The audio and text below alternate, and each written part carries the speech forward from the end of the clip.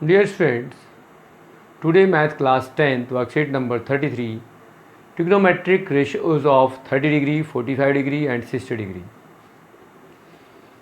Basically आपको इस trigonometrical ratios में 30 डिग्री की वैल्यू, 45 डिग्री की वैल्यू और 60 डिग्री की वैल्यू कैसे फाइंड आउट करते हैं उन सबको बताया गया है.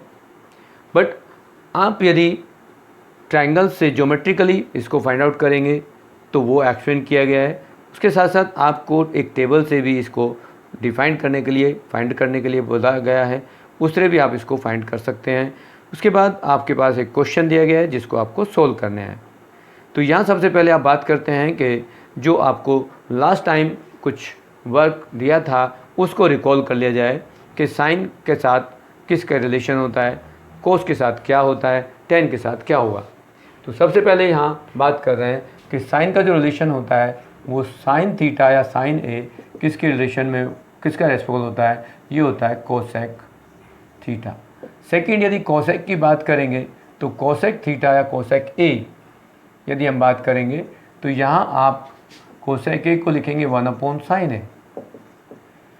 टेन या कॉस की बात करेंगे कॉस ए तो ये 1/sec ए होगा और यहाँ पर सेक ए की वैल्यू लिखेंगे तो ये 1/cos होगा. ऐसे सिमिलरली यदि tan ए हम लिखते हैं तो ये 1/cot ए होगा और cot ए का लिखेंगे तो 1/tan होता है.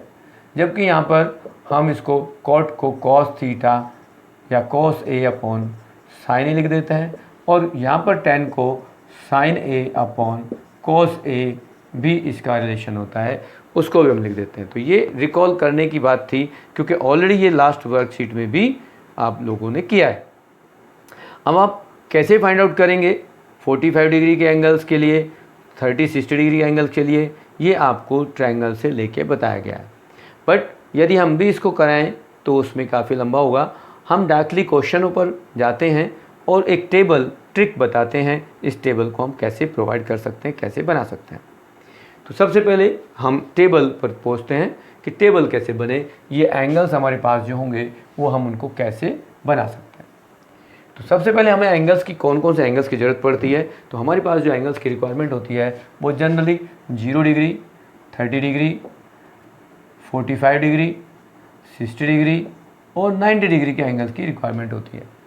अब यहाँ पर यदि आप देखेंगे कि इनकी टेबल बनाई कैसे, तो जनरली 0 के नीचे 0, 1, 2, 3 एंड 4 लिख दें. इन सब को यदि हम 4 से डिवाइड कर देते हैं एज तो और इनका स्क्वायर रूट कर दें तो आपके पास जो रिजल्ट आएगा वो साइन थीटा की वैल्यू आएगी. एज साइन थीटा में वो साइन 0 हो, साइन 30 हो, थीटा को हम लेंगे 0, 30, 45, 60, 90. तो यहाँ जो भी रिजल्ट आएगा वो साइन के एंगल्स का आएगा. 0/4 0 हो जाएगा, 1/4 1/2 हो जाएगा. ये 1 अब यहाँ सिम्प्लाई करेंगे तो 1 और ये 2 आया तो 1/√2 हो जाएगा. यहाँ √3/2 होगा और ये 1 हो जाएगा. अब आप इसको टेबल के फॉर्म देंगे तो कहीं इस तरह से लिखेंगे इसको.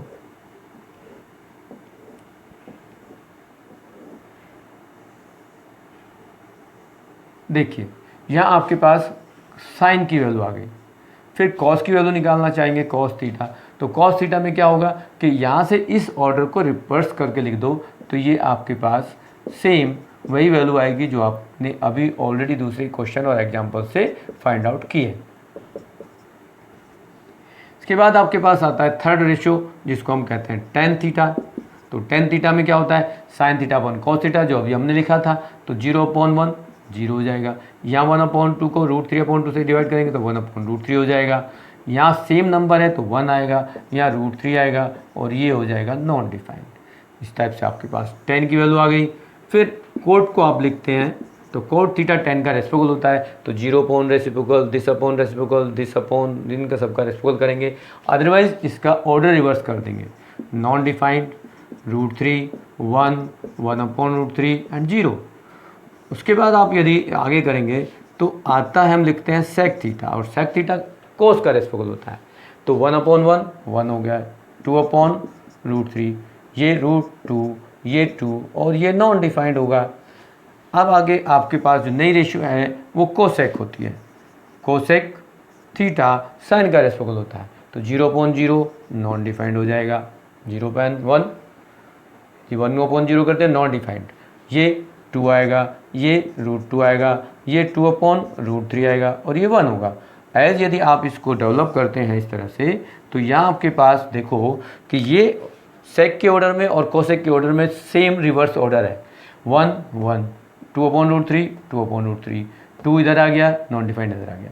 तो ये इस टाइप से आपके पास टेबल तैयार हो गई, जिसको आप आसानी से डेवलप कर सकते हैं। यहाँ आपके पास एंगल 0, 30, 45, 60 डिग्री की ज़रूरत पड़ेगी। उसके बाद आपके पास 1 2 3 4 तक आपने नंबर लिखे और सबको 4 से डिवाइड करने के बाद स्क्वायर रूट डाल दिया, तो ये आपके पास जो है टेबल तैयार हो जाएगी।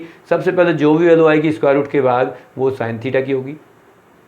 ऑर्डर रिवर्स करके लिख दें तो कॉस थीटा होगी, साइन थीटा को कॉस थीटा से डिवाइड कर दें तो टेन थीटा की होगी, टेन का रेसिप्रोकल करें तो कॉट की होगी, कॉस का रेसिप्रोकल करें तो सेक होगी और साइन का रेसिप्रोकल करते तो कोसेक की होगी। ये आपके पास टेबल तैयार हो गई है। अब आपके पास जो आपको वर्क करना है, प्रैक्टिस के लिए क्वेश्चन गिवन है, उसमें आपको देखना है कि क्वेश्चन आपको कैसे करना है। तो यहाँ आपको दिया गया राइट ट्रू और फॉल्स ऑफ दिस नंबर। तो यहाँ आप देखेंगे कि ये टेबल तो हमने बना दी। टेबल बनाने के बाद हम यहाँ देखेंगे कि यहाँ ट्रू फॉल्स यहाँ पे लिखे हैं, कौन कौन से ट्रू हैं कौन से फॉल्स हैं। तो देखो साइन 60 cos 30, साइन 60 ये है और cos 30 मैच कर रहा है, इक्वल है, सेम है, तो इसको हम कह देंगे ट्रू। फिर आप देख रहे हैं साइन 45 cos 45, साइन 45 cos 45 तो वो भी सेम है, तो आप इसको भी लिख देंगे ट्रू। फिर आप देखेंगे tan 60 आपके पास है √3 और फिर उसने लिखा है cot 60, तो ये √3 और ये 1/√3, तो ये इक्वल नहीं है, यहाँ इक्वल दे रखा है, तो ये हो जाएगा आपके पास फॉल्स।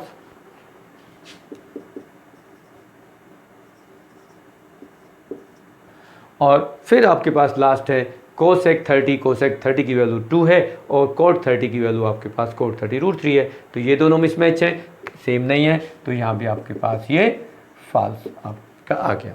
इस तरह से आपके पास ये फर्स्ट क्वेश्चन के क्वेश्चन आपके हो गए। अब सेकंड क्वेश्चन में आपको कहा गया कि सेकंड क्वेश्चन आप करना है, इसलिए मैं इसको रफ कर देता हूँ। आप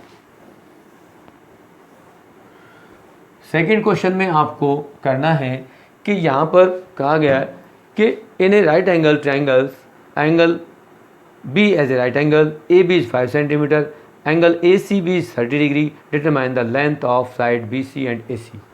बी सी क्या होगा देखेंगे, तो बी सी आपके पास रिलेशन देखेंगे कि यदि हम क्वेश्चन नंबर 2 की बात कर रहे हैं तो relation of A B upon B C, A B upon B C में आप देखेंगे तो A B upon B C में जो किसी भी राइट एंगल ट्रायंगल में होता है परपेंडिकुलर अपॉन बेस, तो वो आपके पास होता है tan थीटा, और tan में यहाँ एंगल है 30 डिग्री, तो आप इसको क्या लिखेंगे, ए बी तो 5 है, बी सी फाइंड करना है, tan 30 1/√3 होता है। अब यहाँ से क्रॉस मल्टीप्लाई करेंगे तो बी सी की वैल्यू आएगी 5√3 सेंटीमीटर। सेम इनकेस इसी क्वेश्चन में यदि आप ए सी फाइंड करना चाहते हैं तो relation of the A B और A C equal to perpendicular and hypotenuse, ये परपेंडिकुलर है या हाइपोटेन्यूज है, तो ये आपके पास आ गया साइन थीटा, और थीटा की वैल्यू है 30 डिग्री, तो यहाँ आप यूज करेंगे ए बी अपॉन ए सी। अब ए बी तो आपको 5 गिवन था, यहाँ 5 यूज कर लेंगे, और ये ए सी इक्वल टू साइन 30 है 1/2, और यहाँ से क्रॉस मल्टीप्लाई करेंगे तो ए सी आएगा 10 सेंटीमीटर। क्वेश्चन नंबर आप 3 की बात करेंगे तो 3 में आपको कहा गया है सारे रिजल्ट निकालने हैं आपको। रिजल्ट कौन से निकालना है, तो रिजल्ट सबसे पहले हम लिख लेते हैं कौन कौन से चाहिए। साइन 45 डिग्री चाहिए, फिर आपके पास कॉस 45 चाहिए, tan 45 चाहिए। तो यहाँ आप देखेंगे साइन 45 क्या होता है, परपेंडिकुलर अपॉन हाइपोटेन्यूज होता है, यहाँ बेस अपॉन हाइपोटेन्यूज होता है, और tan में परपेंडिकुलर अपॉन बेस होता है। तो आप देखेंगे परपेंडिकुलर क्या है, इसमें एंगल की अपोजिट साइड को परपेंडिकुलर कहते हैं और लॉन्गेस्ट साइड को हाइपोटेन्यूज कहते हैं। तो यहाँ आपके पास आएगा x/√2x, और x एक्सटेंस होने के बाद 1/√2 आ गया। cos 45 की वैल्यू आप फाइंड करेंगे तो यहाँ पे बेस अपॉन हाइपोटेन्यूज होता है, तो बेस आपके पास x है और ये √2x है, फर्दर x एक्सटेंस हो गया तो 1/√2 आ गया, और यहाँ पर tan 45 is perpendicular upon base, तो ये x/x आल्सो 1। सेम यदि आप कोट 45 निकालना चाहते हैं तो cot 45 is 1/1045 means 1/1 equal to 1, ऐसे भी करेंगे। सेकंड, यदि आप सेक की वैल्यू निकालना चाहते हैं एज ए सेक 45 डिग्री, तो सेक 45 1/cos 45 होता है, और cos 45 आपने क्या निकाला है 1/√2, तो इसका रेसिप्रोकल करेंगे तो क्या आएगा √2, and cos sec 45 degree equal to 1/sin 45, और sin 45 वैल्यू 1/√2, तो 1/1/√2 मीन्स √2 आल्सो। तो इस टाइप से आपके पास ये सारे आंसर आ गए, और इस टाइप से ये आपकी वर्कशीट कंप्लीट हो जाती है। आप इसको कर लेंगे, ये आप कंप्लीट कर लें। Thank you.